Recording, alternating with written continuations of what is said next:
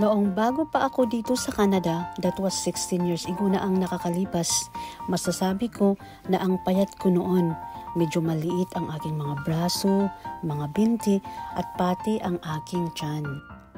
Pero every year, nagkikinwit ako. Kasi kumikita ako ng malaki at nabibili ko lahat yung mga gusto ko.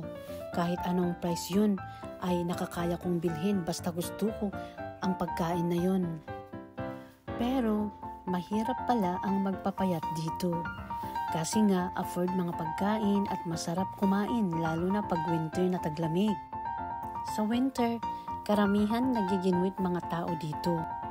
Masasabi ko na lahat mga klase nagpagluluswit ay nagawa ko na.